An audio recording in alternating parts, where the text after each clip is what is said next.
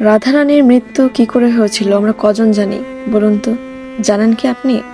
আমি কিন্তু জানতাম না, আমি নতুন জেনেছি। এবং যার সঙ্গে সব থেকে বেশি জড়িত আছে রাধারানীর, তার মৃত্যু খবর আমরা সবাই জানি। কি করে মারা গিয়েছিলেন, কিভাবে মারা গিয়েছিলেন, কার অভিশাপে মারা গিয়েছিলেন, সবটাই জানি। কিন্তু যার নামের সাথে যার নাম উচ্চারণ করতে গেলে, সেই স্বয়ং ভগবান শ্রীকৃষ্ণের নাম উচ্চারণ করতে গেলে যে সবার আগে যার নাম আসে, সেই রাধারানীর মৃত্যু খবর কি আমরা জানি? আসলে কয়জন জানি? কে কে জানি বলুন তো? কিভাবে, কোথায় মারা গিয়েছিলেন, কবে মারা গিয়েছিলেন, আমরা কি জানি? নাকি রাধারানী এখনো বেঁচে আছেন সে খবর কি জানি? কারণ রাধারানী তো নশ্বর, এখনো শেষ নেই। তাহলে কি সে রাধারানী এখনো বেঁচে আছেন? চলুন আজ তবে জেনে নিই রাধারানীর আসলে কি পরিণতি হলো, নাকি তিনি এখনো বেঁচে আছেন, কোথায় আছেন। তার আগে অবশ্যই চ্যানেলটাকে সাবস্ক্রাইব করতে হবে যদি নতুন হয়ে থাকেন চ্যানেলে, আর অবশ্যই একটা লাইক, একটা কমেন্ট, একটা শেয়ার করতে হবে। চলুন তবে আজ জেনে নিই রাধারানীর ইতিহাস। রাধারানী এবং ভগবান শ্রীকৃষ্ণের মিলন, আত্মিক মিলন, এগুলো তো আমাদের ছোটবেলা থেকে চর্চিত কাহিনী। আসলে কিছুটা মিথ, কিছুটা উপন্যাস ও কিছুটা কাব্যের মাধ্যমে রাধারানী এবং ভগবান শ্রীকৃষ্ণের প্রেম যে ব্যাপারটা, সেটা আরো বেশি চর্চিত হয়েছে। মানে এটা একটা আত্মিক প্রেমের কাহিনী বলেই হয়তো বেশি চর্চিত হয়েছে, যেখানে কোনো ধরনের চাহিদা, শারীরিক চাহিদার কোনো কথা ছিল না। রাধারানী এবং ভগবান শ্রীকৃষ্ণ ছিলেন আত্মপ্রেমে নিমগ্ন। যার নাম উচ্চারণ করতে গেলে অবশ্যই তার পূর্বের রাধারানীর নাম উচ্চারণ করতে হয়। এই রাধারানীর জন্মের পরপরই যখন খেলার সাথী প্রয়োজন ছিল, সেই সাথী হয়ে গেছিল ভগবান শ্রীকৃষ্ণ। তো সেই শ্রীকৃষ্ণের সঙ্গে খেলার ছলেই তাদের যে সখীতে পরিণত হয়, সেই সখী ছিলেন রাধারানী। এবং পরবর্তীতে ধীরে ধীরে ধীরে ধীরে খেলার ছলেই তাদের মধ্যে বিবাহ বন্ধনে আবদ্ধ হন। সেটা বাল্য খেলার বিবাহ যেটাকে বলে, সেরকমই। সেজন্য হয়তো সেটার কোনো দামই ছিল না কোনোদিন। তাই আত্মপ্রেমটাকেই বেশি প্রাধান্য দিয়ে থাকে। যেহেতু তাদের খেলার ছলে অনেক ধরনের অনেক কল্পকাহিনী রয়েছে, গল্প রয়েছে, তাই সেই কাহিনীটা মানুষদের মনে বেশি দাগ ফেলেছে, প্রভাব ফেলেছে। ভগবান শ্রীকৃষ্ণ যখন কুরুক্ষেত্রে যুদ্ধ হন, সেই সময়, সেই যুদ্ধের সময় ভগবান শ্রীকৃষ্ণের ইশারায় সেই যুদ্ধটা হয় বলে বলা হয়। কারণ তিনি যদি চাইতেন তাহলে কুরুক্ষেত্রের যুদ্ধটা থামিয়ে দিতে পারতেন, কিন্তু তিনি সেই যুদ্ধটা থামাননি। তাই গান্ধারী রাগ হয়ে, দুঃখে কষ্টে, শতপুত্র হারানোর শোকে তিনি ভগবান শ্রীকৃষ্ণকে অভিশাপ দিয়েছিলেন কোনো এক সামান্য তীরের আঘাতেই তার মৃত্যুটা হবে। তাই হয়েছিল। এক ব্যাধ গিয়েছিল পাখি শিকার করতে, সেখানে ভগবান শ্রীকৃষ্ণ পা দুলতে দেখেছিল, পাখি ভেবে তার পায়ে আঘাতটা করেছিল। কে জানতো যে ওটা আসলেই ভগবান শ্রীকৃষ্ণের পা ছিল? বা এত লাল টুকটুকে এত সুন্দর কিছু কারো পা হতে পারে, সেটা হয়তো ব্যাধও কোনোদিন চিন্তা ভাবনা করতে পারেননি। সঙ্গে সঙ্গেই ঢলে পড়েছিলেন ভগবান শ্রীকৃষ্ণ মৃত্যুর কোলে। কিন্তু যার জন্য যুগের পর যুগ অপেক্ষা করে গিয়েছেন, সেই রাধারানীর কি পরিণতি হলো, সেটা কিন্তু সবসময় হালকাভাবে রয়েছে এবং চর্চার বাইরে রয়েছে বলেই বলা যায়।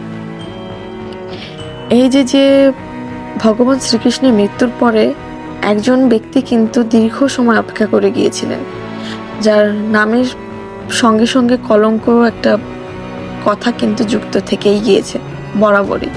সেই কলঙ্কিত রাধা চলে গিয়েছিলেন ভগবান শ্রীকৃষ্ণের মৃত্যুর পরে বৃন্দাবন আশ্রমে। সেখানে আশ্রয় নিয়েছিলেন এক আশ্রমে। সেই আশ্রমে দীর্ঘ সময় ধরে তিনি অপেক্ষার পর অপেক্ষা করে গিয়েছিলেন, এবং অপেক্ষা করতে করতে তিনি যৌবনের পরে বার্ধক্যে পা দিয়েছিলেন। বয়সে ছাপ পড়তে শুরু করেছিল তার চেহারায়, এবং তিনি শয্যাশয়ী হয়ে গেছিলেন। কিন্তু তিনি সবসময় একটা তুলসী গাছের নিচে বসেই জপ করতেন শ্রীকৃষ্ণের নাম। ওই পূর্বের মতোই ভগবান শ্রীকৃষ্ণ শ্রীকৃষ্ণ শ্রীকৃষ্ণ করতে করতেই হয়তো তিনি শয্যাশয়ী হলেন। ওখানে মানুষ বলতেন যে, তুমি যার জন্য অপেক্ষা করছো সে আসলে একজন রাজা, তুমি নিছক একজন সাধারণ মানবী হয়ে তার অপেক্ষা করা একদম বোকামি। কিন্তু রাধা জানতেন তিনি কে। তিনি কখনোই তার পরিচয় সেখানে উন্মুখ করেননি। তিনি বলতেন, শ্রীকৃষ্ণ যেদিন আসবেন সেদিনই তিনি এই শরীর ত্যাগ করবেন, এই অনন্ত লোকের মায়া ত্যাগ করবেন। সবাই শুনে কিছুটা হাসতো, হয়তো বয়স্ক বলে তিনি হাসি পাত্রীতে পরিণত হয়েছিলেন, তাকে নিয়ে সবাই হাসি ঠাট্টা করত। কিন্তু এক পর্যায়ে যখন রাধারানী শয্যায় যখন নিমজ্জিত ছিলেন, তখনও যখন তিনি ভগবান শ্রীকৃষ্ণের নাম ভুলে যাননি, তখন মানুষ একটু অবাকই হয়েছিলেন যে আসলে কি তিনি রাধারানী, আসলে কাহিনী কি ছিল, আসলে এর পেছনে কি। অপেক্ষা হয়তো অবসান ঘটিয়েছিলেন কোনো এক মানব, আর কেউ নয়, মানব বলে ভুল হবে, ভগবান শ্রীকৃষ্ণ হঠাৎ একদিন এসেছিলেন, এসে তার হাত ধরে বলেছিলেন, তুমি আর কতই বা অপেক্ষা করবে আমার জন্য, এখন তবে দেহ ত্যাগ করো, এই দুঃখ, এই জগতের মায়া কষ্ট সব দূর করো নিজের থেকে। কিন্তু এখন সেই ব্যক্তিকে রাধারানী চিনতে পেরে নিজের শরীর তখন সমর্পণ করে দিয়েছিলেন মোহমায়া থেকে ত্যাগ করে নেওয়ার জন্য। তিনি বলেছিলেন, ভগবান তুমি আসবে, প্রভু নাথ তুমি আসবে, সেটা আমি জানতাম, তাই এই অপেক্ষায় ছিলাম কবে তুমি আসবে আর আমি কবে মোক্ষ লাভ করব। তুমি না আসলে তো আমি মোক্ষ লাভ করতে পারবো না। পরবর্তীতে রাধারানী সেখানেই তার হাত ধরেই মোক্ষ লাভ করলেন। কিন্তু তিনি মোক্ষ লাভ করেননি, তিনি পরবর্তীতে আবার পুনর্জন্ম নিয়েছিলেন, আবার রচিত করেছিলেন কোন এক নতুন লীলা, যে লীলা এখনো পৃথিবীতে বর্তমান আছে।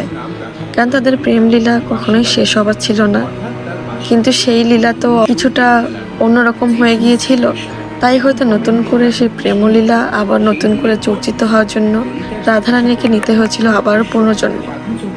সে জন্মে এসে নতুন যুগে নতুন সৃষ্টিতে এসে রাধারানী আবার কৃষ্ণ প্রেমে মগ্ন হয়ে গিয়েছিলেন, এবং একইভাবে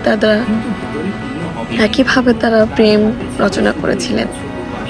নতুন যুগের সূচনার সাথে সাথে এ যুগেও তাদের বিভিন্ন ধরনের কলঙ্ক ঘাড়ে নিতে হয়েছিল, উপহাসের পাত্রী হতে হয়েছিল, প্রেম শব্দটাকে নিছক এক ধরনের লজ্জিত শব্দে পরিণত হতে হয়েছিল।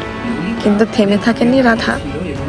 শ্রীকৃষ্ণের জন্য তিনি বরাবরই অপেক্ষা করে গিয়েছিলেন, এ যুগেও তিনি বরাবরই অপেক্ষা করেছিলেন।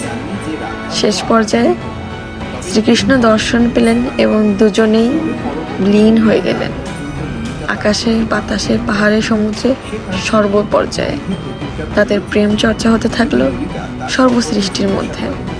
তো কেমন লাগলো আজকের ভিডিওটা অবশ্যই কমেন্ট করে জানাবেন, আর অবশ্যই চ্যানেলটাকে সাবস্ক্রাইব করবেন যদি নতুন হয়ে থাকেন, আর অবশ্যই একটা লাইক, কমেন্ট, শেয়ার আমি পেতেই পারি।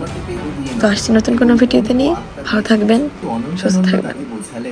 রাধে, এখন যুগ বদলে গেছে, এই সমাজ প্রেমের সংজ্ঞা বাধ্যও প্রেমের বন্ধনে বাধা পড়ে ধর্মের পথে চলতে পারে। পরের দিন তারা দুজনে রাজসভায় উপস্থিত হলেন। প্রেম করেছিলেন, তখনও সমাজ এই কথা বলেছিল, তারা সারা জীবন। যদি তোমার এই কাহিনী ভালো লেগে থাকে তবে দয়া করে গল্প